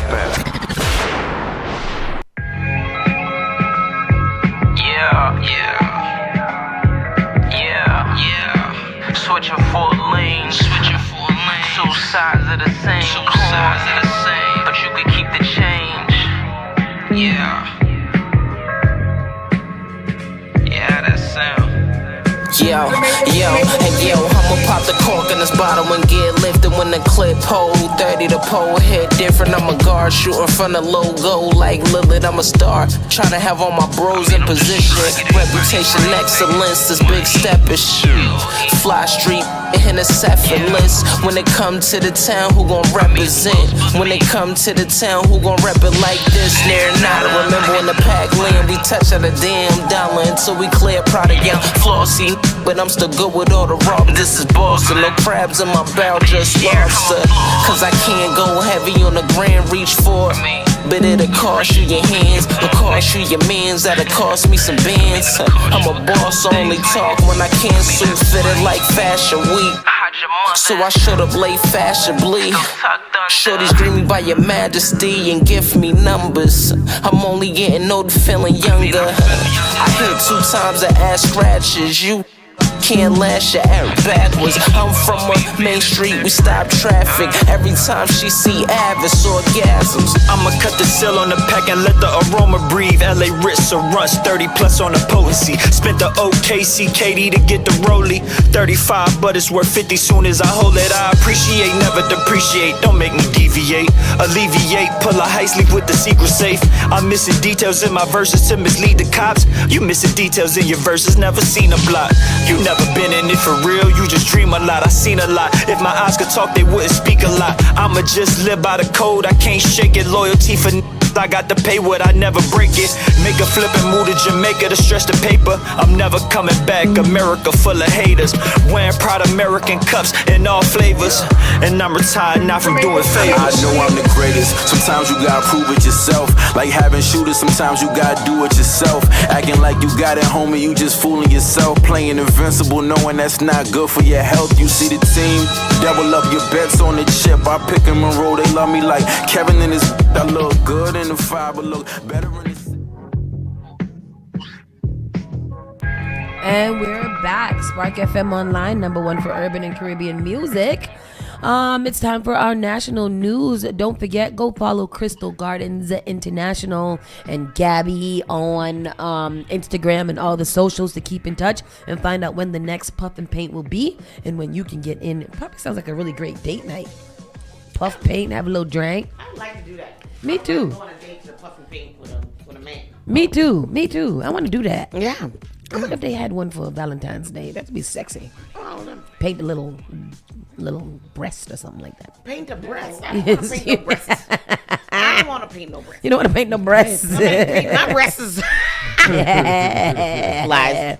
I like that. Time to get into our national news. What we got? National news. So we got a quick segue into the national news because it's national news it is local news that has affected the national, whatever that means. Whoever said that. Officials ID a body pulled from the sea by Boston fishermen as a woman with tumors. And this was interesting because this is a story from TMZ. Really? Yeah. So fascinating twist to the story of the dead body caught by fishermen in the waters off of Massachusetts. What? Turns out the corpse was meant to be buried at sea and no foul play is suspected, according to I heard authorities. about this story, but I was very confused about what was happening. What is this? She washed up on the shore. In their fishermen, she got caught in their nets. Oh, damn. They threw her over because she wanted to be buried at sea. Yeah, but they're saying no foul play is suspected. Yeah, she was probably dead and already wrapped up to go out at sea, and she just happened to get caught up in the nets. The Suffolk County Chief Medical Examiner in Boston just announced the body is a woman in her 60s with cancerous tumors all over it. The ME says the unidentified body was embalmed and apparently intentionally deposited into its watery grave. Prosecutors say the case is now closed, adding the dead woman will likely stay nameless forever. Are they going to bury her back at the sea? Because that's where she wanted to go. Exactly. As we first reported, fishermen pulled the decomposed body onto their boat about 40 miles of off the Massachusetts coast last Wednesday. On Sunday, TMZ obtained a frightening photo of the corpse laying in a tarp. And today, TMZ snagged more footage showing authorities removing the body from the fishing vessel of the Boston seaport. Officials from the medical examiner are seen loading the corpse onto a gurney and into an SUV. The mystery has been solved, they said. The mystery is not solved because did you guys put her back into the sea where she wanted to go? She probably had all kind of ceremony and ritual and all kind of stuff. Yeah. They don't they got to put rocks in the bags or something like that? Child, I don't know, but that's crazy how she got caught up in them fishermen's net like that. Imagine pulling that up. Oh, terrible. I don't know, but anyhow, that's what they said. It's mystery solved. Wow. I'd be pissed what it was. if I was buried at sea and y'all gonna go pick me up and take me out of the damn sea. Yeah. Put me in a grave. Did I say I want to go there? Other news that's local but national. Massachusetts Democrat lashes out at a Texas rep referring to the trans female member as Mr. But she got him. Go to that. Because there was another lady in there that also, shout out to this guy. He is a Massachusetts rep. I was watching it and it was like, who was that guy or whatever? And they was like, he's from Massachusetts. And I was like, go Massachusetts, white man. Yeah. There's a clip down the bottom if you want to go to the clip, but it looks like it says here, right Democratic here. Yep. Massachusetts Rep Bill Keating lashed out at a Republican Texas Rep Keith South for referring to transgender Democratic Delaware Rep Sarah McBride as Mr. during a hearing in a video circulating on X on Tuesday. Here is the clip. Thank you, Madam Chair. Ranking Member Keating, also wonderful. Mr. Chairman, could you repeat your introduction again, please? Yes, we have set the standard on the floor of the House, and I'm simply... What is that standard, Mr. Chairman? Would you repeat what you just said when you introduced a duly elected representative from the United States of America? Please. I will. The representative from Delaware, Mr. McBride. Mr. Chairman, you are out of order. Mr. Chairman, have you no decency? I've come to know you a little bit, but this is not decent. We will continue this. You will not continue it with me unless you introduce a duly elected representative the right way. This hearing is adjourned. Say that. What the F is your problem? It's funny because the lady that was announcing, she was like Madam Chairman, because after he called the trans woman Mr., she called him a Madam Chairman. Yeah. Yeah. Because you a whole bitch. What is your problem? Yeah. And then you want to double down and sit there all indignant like you didn't just say something. Like, I understand you might not agree with transgender people and you might whatever, but you don't have to be disrespectful. You don't have to be disrespectful. You are out of order. McBride is a biological male but identifies as a female and became the first transgender member of Congress in 2024. When Self called the Delaware representative Mr. McBride, McBride responded by calling him Madam Chair before Keating jumped in. Mr. Chairman, would you repeat your introduction again, Keating asked. Self started to say that there was an established standard on the floor of the House before Keating interrupted to ask what the standard is and again requested that Self repeat the introduction he delivered for McBride. Self obliged, I will. The representative from Delaware, Mr. McBride, Self said, Mr. Chairman, you are out of order. Mr. Chairman, have you no decency? I mean, I have to come to know you a little bit, but this is not decent. That's ridiculous. That's absolutely ridiculous. Yep. Oh, and It's what silly, happened? too. No, I mean, they just ended it. He concluded it after he was a mad. Republican. Yeah. You know they don't give a damn. So, Republican South Carolina Rep Nancy Mace, she's the one who challenged our good girl Jasmine, introduced a resolution in November to ban biological men from using women's restrooms in the Capitol complex in response to McBride's election. McBride complied with House Republicans' demands to not use women's bathrooms and facilities after Speaker Mike Johnson ordered that all single-sex facilities in the Capitol and House office buildings are to be reserved for individuals of that biological sex. That is... Oh, my gosh. So this lady got to go into this men's bathroom and sit down on one of their little nasty toilets. Yeah, she said, I'm not here to fight about bathrooms. I'm here to fight for Delawareans and to bring down costs facing families, McBride said in a statement. That what Delaware people call us Delawareans? Yeah, like all members, I will follow the rules as outlined by Speaker Johnson, even if I disagree with him. He needs to go to hell, too. He gets on my effing nerves. I can't stand him. Yeah, there are only two genders. It's not like she's saying I'm not one of them. Right. She's saying I am a girl, Yeah, so I'm let her a be. woman. She's picking one. There is only two. One female and one male. So she picked female. Yeah. And regardless of whether you like it or not, why does it... My question, I guess, is why does it matter? We're in Congress. Why does it matter where I go pee? Yeah. Like if the bathroom is full, if the woman's bathroom is full, I'm gonna go pee in the men's bathroom. Absolutely. You're Every not time. gonna stop me from doing that. Every single time. And I don't think that's fair because a transgender person who probably gone through the surgery and got a vagina and all kind of stuff like that, I can't use the female bathroom? That's crazy. Not a vagina. A vagina. U.S. judge temporarily halts Trump's plan to cut hundreds of millions of dollars for teacher training. Why is he doing that? Oh, because we're getting rid of the Department of Education. Right? Right. I don't know. A federal judge in Boston on Tuesday blocked the Trump administration's plan to cut hundreds of millions of dollars from Massachusetts for teacher training, finding that cuts are already affecting training programs aimed at addressing a nationwide teacher shortage. U.S. District Judge Myung Jun sided with the 8 states that had requested a temporary restraining order. The states argued the cuts were likely driven by efforts from President Donald Trump's administration to eliminate diversity, equity, and inclusion programs. Trump, Republican jackass, has said he wants to dismantle the education department, and his administration has already started overhauling much of its work, including cutting dozens of contracts it's dismissed as woke and wasteful. The plaintiffs argued the federal education department abruptly ended 2 programs, the Teacher Quality Partnership and Supporting Effective Educator Development, without notice in February. They said the 2 programs provided upwards of $600 million in grants for teachers' preparation programs, often in subject areas such as math, science, and special education. They said data has shown the programs had led to increased teacher retention rates and ensured the educators remain in the profession beyond 5 years. So, I don't know. June, who was appointed by President Joe Biden, a Democrat, found that the cancellations violated administrative law by failing to give a clear explanation and that the states are at risk of lasting harm because they're already having to cancel teacher training programs and lay people off. I just feel like if they focus on things, like how come there's not a mixture? And this is what I guess my problem is. All right, you want to be a D head and you want to do all these things and you want to cancel all these things. When are you going to start doing something good? Right. Like anything at all. Yeah. Eggs. And I'm just bringing up eggs because I don't even buy eggs like that. But, Yeah. Something that would help the American people. Yeah. Like you guys finding all of this savings and all of this waste and stuff. How is it helping the American people? Right. What are you guys going to do? Like breadcrumb us. Yep.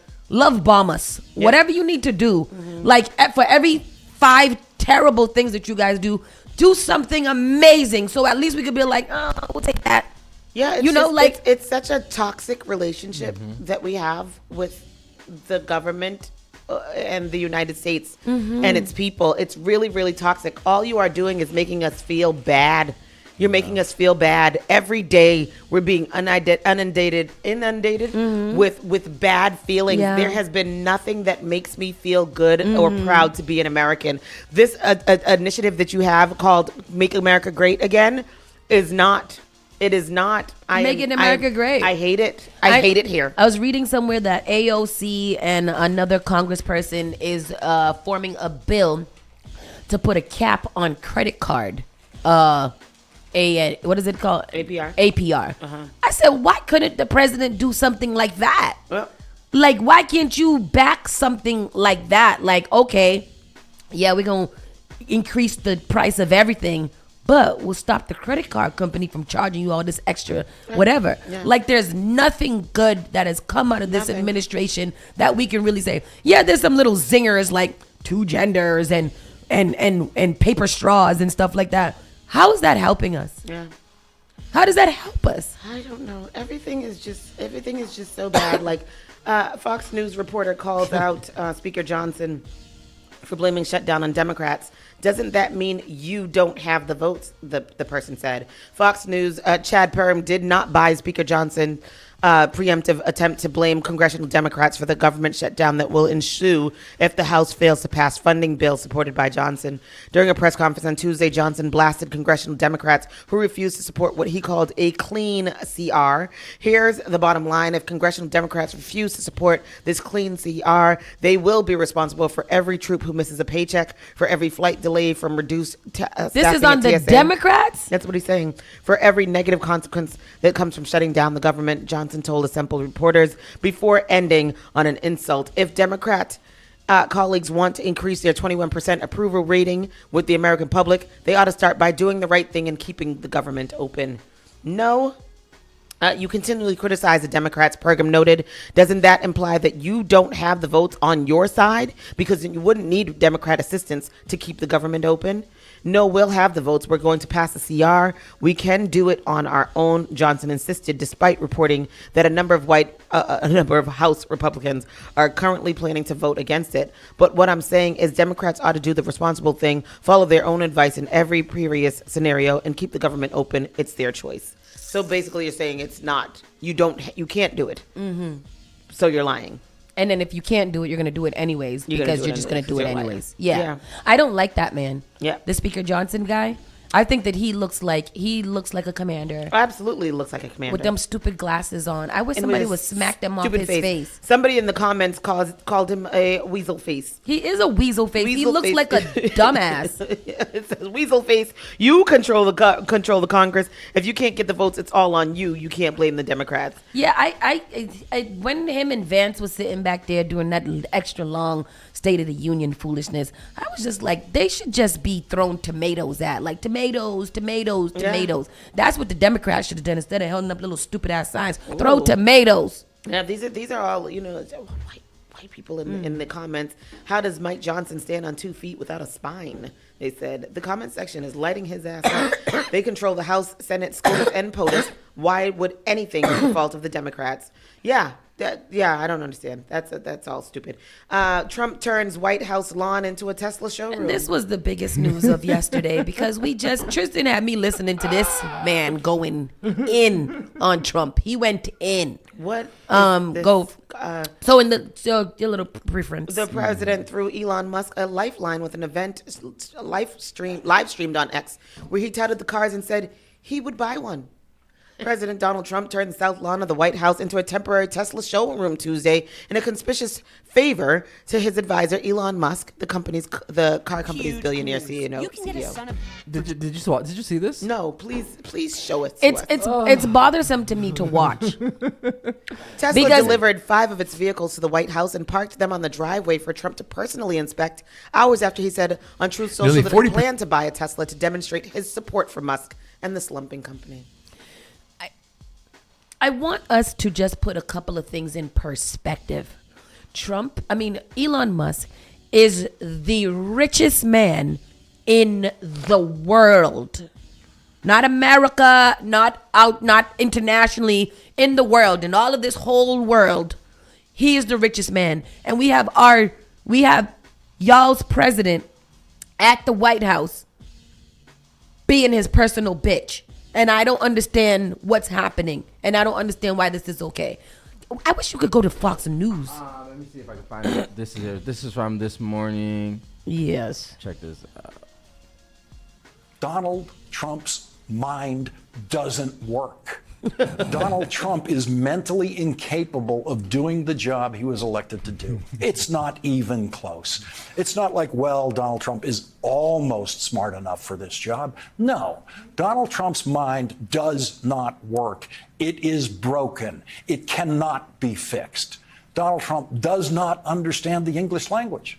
Some of the simplest words in the English language are beyond him. A word like, say, illegal. Donald Trump really doesn't know what it means. He doesn't, which is why he was convicted of 34 felonies in Manhattan. I believe Donald Trump didn't realize that the way he was paying off Stormy Daniels was illegal, but ignorance of the law is no defense in a courtroom. And Donald Trump's illegal imposition of tariffs is something that doesn't bother him in the least. But whenever Donald Trump does use the word illegal, he is always wrong. Like today, when he said it is illegal for people to not buy Teslas. He said that, and he's still president. He said it is illegal. 15 minutes after midnight last night, the president, who doesn't understand the English language and doesn't understand law, said that it's illegal not to buy Teslas. He said it's illegal to boycott Tesla. Boycott means don't buy one. Again, if any other president had ever said it's illegal not to buy a car, a particular car, they would have rushed that president into a neurological exam immediately. Because why? In the middle of the night. No neurological exam? Oh, he said he's passed it with an A. Didn't he say he got an A on the neurological exam? He did say that. An A. That's how they measure it, by ABC? He got an A. He said, Donald Trump said, as soon as I saw it, I said, that is the coolest design. So Trump frequently attacked electric cars during his last year's campaign. Is this the first time seeing one? He told reporters that he had heard good things about Teslas from his friends. He sat in the driver's seat of a sedan with Musk and seated beside him, and he said he planned to buy one. The one I like is that one, and I want the same color, he said, pointing to a red Model S. The vehicle is listed on the Tesla website from $73,000 to $88,000 for the all-wheel drive Model S Plaid. He did not take a test drive, but he said he might another time. This whole thing was so cringeworthy. It was so Can I stupid. just say to you, every time I see Donald Trump, and it looks like a scene from Saturday Night Live. It looks like a skit. It does not seem real. This is not real. This is not real. And then they stood up there basically for a half hour, for a whole half hour. With the little boy. With the little boy. Can y'all please give that little boy some peace? He don't got a tutoring to go to? Nothing. Trump, who said he was buying a car that he doesn't drive because, he hasn't driven in a very long time. Yes. But he bought a car in, Tesla. A Tesla. Bless America. God bless. God bless America. Bless America. Trump's notes show Tesla prices for 2025. The Tesla prices look like they're going to be pretty high in 2025, but I don't know why, because people ain't buying no Teslas. And RFK says it would be better if everybody got the measles, is what he said. Oh, measles party. The measles. Him and Marjorie Taylor, stupid ass Green. She's over there excited about a measles party too. The measles give you lifetime protection against the measles, is what RFK told Sean Hannity on Fox News. Health and Human Services Secretary Robert RFK appears to suggest getting measles is the best defense against the disease. More than 220 people in the state have been diagnosed with infectious virus. In California, New York, and Maryland have also reported cases as of late. The Centers for Disease Control and Prevention is sweating over the outbreak, warning healthcare workers and travelers to be vigilant. While RFK recently shifted his stance to concede that vaccinations are actually pretty useful. What? We got the clip here. The measles outbreak across several states. In the state of Texas, for example, New Mexico, health officials in Texas announced that they have now confirmed 223 cases since late January. It is important to know that similar small cases and outbreaks have happened regularly around the country during the Biden years. We also discussed bird flu, its impact on chickens and eggs. Here's part 2 of my exclusive interview. I had a long conversation with Governor Abbott of Texas. There's been this, it's relatively small. We have had measles outbreaks long before you were Health and Human Services Secretary. There was one in New York, a small one last year, for example. We had 16 measles outbreaks last year. What are you saying? Some years we have hundreds of measles outbreaks. Right. Are they in Five Guys? Measles outbreaks every year. And, part of that is that there are people who don't vaccinate, but also the vaccine itself wanes. The vaccine wanes about 4.5% per year. So that means older people are essentially unvaccinated. Their immune system is not protected. And one of the problems is that tends to shift measles infections to older groups. I mean, can you turn it off? The ball that is forming in my chest listening to him, and he's eating French fries. What did he say? I don't know. I couldn't hear what he was saying because over my anxiety, which was so loud. Is that discriminatory? I hate it. I'm gonna make this comparison, and I'm gonna get canceled. It's like when you call Dell or somebody, and they give you somebody from overseas, and they sitting there asking you and everything. They say, "Mom, mom, mom, mom, mom." Why? They don't got nobody else. Do they got any? I hang up. I hang up and call back and hope to get somebody and keep calling back because I can't. I don't even know. I was like, excuse me. Come again? What? What did you say? I'm not listening to him. I'm never listening to him. Yeah. We're going to crumble and die because we're not going to have any health information unless you write it in a friggin' memo. What Tristan paused his face up. Any memos or anything like that, I don't want. Okay, and then there's a little bit of good news. There's a little bit of good news. Good. The SpaceX mission is set to launch today. We'll bring home the Starliner astronauts. Oh, nice. Did they say they wanted to come home right now? They need to come home. They was gone for a week and they ended up in there for 1 year. And upkeeping SpaceX First mission. of all, one of the SpaceX shuttles just blew up the other day. I'm not getting on that. You can't even get it up. You can't even get it past the clouds. You gonna send somebody up here to get me? Leave me here. Send somebody else to do it. Send somebody else. An upcoming SpaceX mission on Wednesday will bring the next crew set to work at the International Space Station, but also return a pair of astronauts back to Earth. Butch and Suni, who have been in space since June of 2024, after they performed the first crew-tested flight of the Boeing Starliner. When they launched, they were only supposed to be on the ISS for about a week. However, NASA and Boeing officials decided to send the uncrewed Starliner back to Earth in September after several issues and keep Wilmore and Williams on board until early 2025 when Crew 10 was ready to launch on the Dragon spacecraft. So they're supposed to come back today. I don't want to get on his ship. They got to leave me on the moon. Where are they? Just in the sky? They're at the International Space Station. Where's that at? In space, girl. Somewhere close to Mars. Is it? I don't know. Any coordinates to get That's up where there? Elon Musk want to move to. What you want? They longitude and latitude? I don't know. Yes, I do. I want to know exactly where they are. What's the I don't exact coordinates? The coordinates is Elon Musk's son's name. Yes. That's where they at. What is it? E Echo MC Echo. Yeah.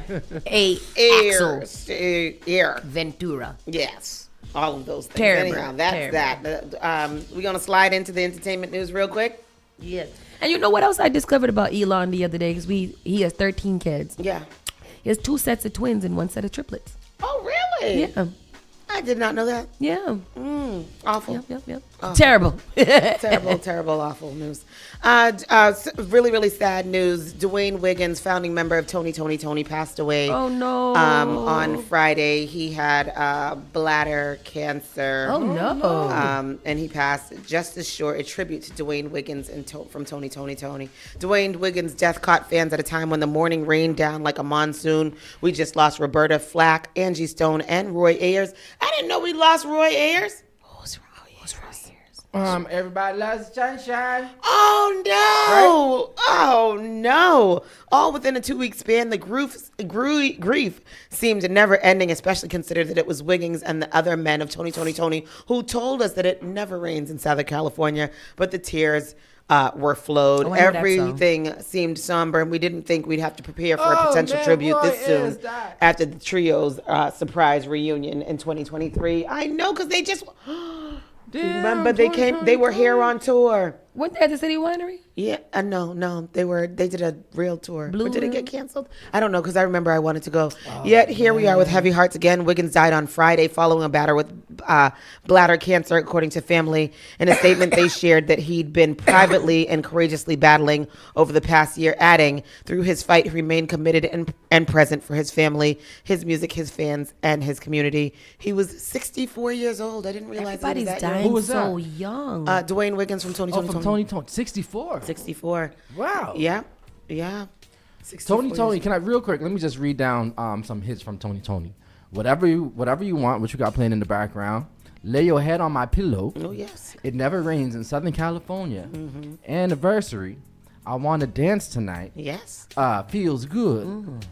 Man, and that's just a little list. That's just a short list. Tony of some of them had hits. some hits. Tony has done Feel it again. good music. Tony for real. has done it again. Wow. Woman who accused Jay-Z of rape heard on recording saying lawyer pushed her to sue. No, that's crazy. Oh. It's awful news. It's awful news for them. Terrible. I'm just going to give the key takeaways. The woman who accused Jay-Z and Diddy of sexual assault after 2000 MTV VMAs is heard on a recording agreeing Jay-Z did not assault her and saying her lawyer pushed her to sue. The lawsuit against Jay-Z and Diddy has been withdrawn with prejudice, and Jay-Z's attorney denies he ever met the woman. Jay-Z files a defamation lawsuit against the former accuser and her attorney, claiming the woman's accusations were false and impacted his family. And that's right, sue her to blood. I don't care what you said. Nobody should have made you be able to convince you to tell such a nasty, disgusting lie. Well, remember, she's autistic. Oh, is she? Is she? Yeah. She was heard on a recording saying Beat her Jay-Z, ass. agreeing that Jay-Z did not assault her and saying that her lawyer pushed her to sue Jay-Z. And the recording and excerpt of which was obtained by ABC News is between the woman identified as Jane Doe and 2 private investigators associated with Carter. He was just there. He didn't have anything to do with any sexual acts towards you, the private investigator asked. Yeah, Jane Doe says. Carter's attorney, Alex Spiro, denies that Jay-Z has even ever met her. The recording, the woman is heard telling the investigators that her lawyer, Tony Busby, put her up to suing Jay-Z. Terrible. Absolutely terrible. It is terrible because you know what happens here is that everything that Tony Busby is suing for now is now under tainted. speculation. Yep. And that's why Diddy's...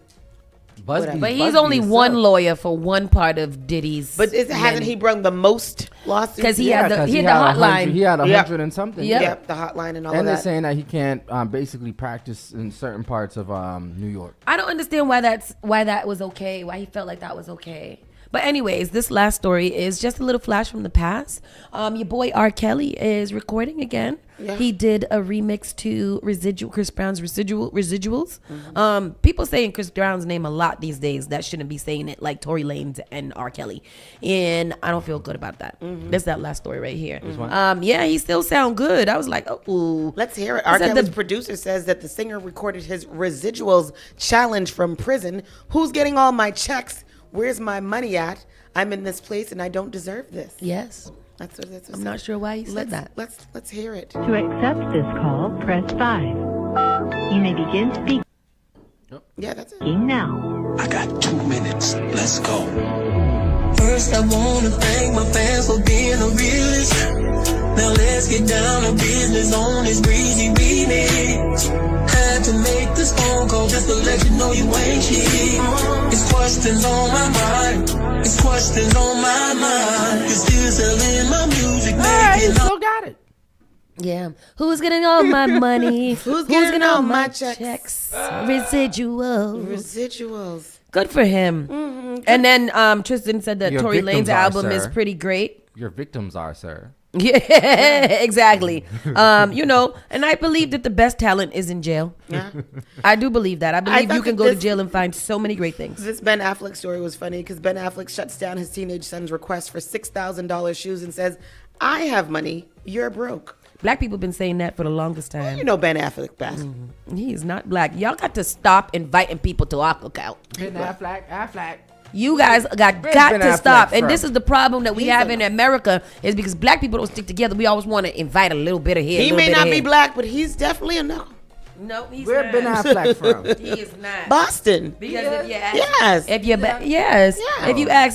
ask them if they want to switch places with a black person at any time, who gonna say yes? None of them. When we up here suffering, Ben Affleck's gonna be at Dunkin' Donuts buying things up in Woonsocket. Oh, he's from California. He's not from Boston. Ben Affleck is He's born, but he's based in Boston. He lives in California. He's from Massachusetts. I don't think so. I don't think so. I thought I've always thought that Ben Affleck was from Massachusetts. Okay. Ben Affleck ties to Boston runs deep, having grown up in Cambridge and even having been spotted at various locations. Yeah, that's why he's in all the Dunkin' Donuts commercials and stuff. But he was not born here. He's from California. His family moved to I didn't know Massachusetts that when he was tree. Oh, then he's from He's here. from here. And Falmouth, living in Falmouth before settling in Cambridge. The Cape. I thought he was born here too. Me too. Oh, so he black. He's not black. He is white Boston. He's the same. He the same thing as Marty Walsh. And if y'all not inviting Marty Walsh to the cookout, y'all cannot invite him. He's the same thing as the Wahlberg. I don't want none of them to the cookout. Him and the Wahlbergs and Matt Damon is all the same. Until some of them start using their platforms to talk and to advocate for us middle class and poor people. They not invited. We not inviting nobody who's not putting themselves on the line for us. Right quick though, Gene Hackman and his wife were found dead in their home while we were away. Yeah. Does anybody know what happened? He died. She had a disease. She died a week before he did. He was going through Alzheimer's, didn't call the police, and died a week after. Oh my God. They had went somewhere. She got some type of crazy deathly virus or something like that. For a week, he was in the house with her. With her dead body. With her dead body, and then he died. Yeah. Yeah, she was 65 and he was 93. Yeah, he was fighting Alzheimer's bad, so he probably was just didn't know what was Did going we know on. Gene Hackman had Alzheimer's? I did not know that. I never knew that. Oh wow!